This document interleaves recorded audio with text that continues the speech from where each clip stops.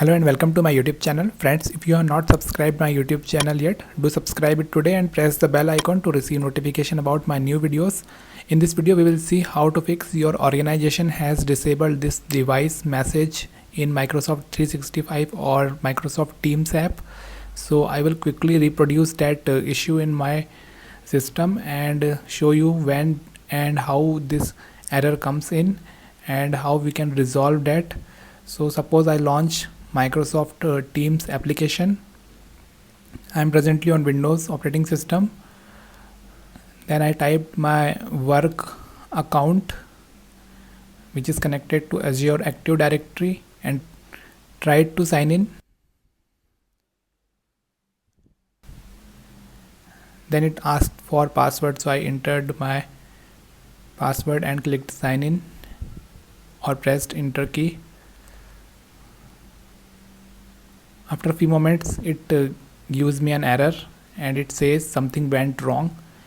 Your organization has disabled this device. To fix this, contact your system administrator and provide the error code 135011 and more information at this link.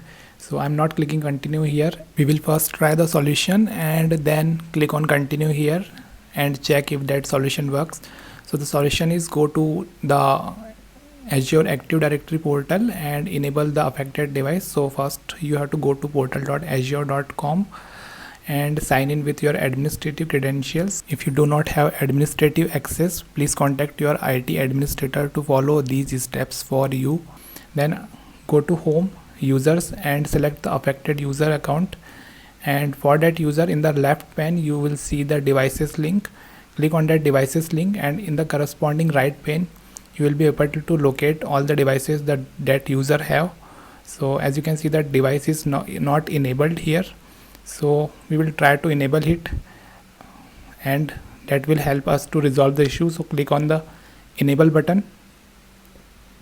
As you can see, the device is now enabled. So we will now try to click on the continue button on the affected machine and check if the problem is resolved. So I now hit the continue button on that affected machine.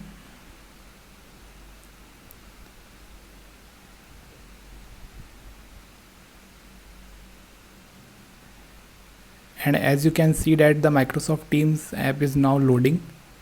We will check if it is loading as usual and can we continue to work from it. And as you can see that the application is loading as usual and we can now continue to work as expected from this application. So the issue has been resolved. Thanks for watching this video. I hope you found it helpful.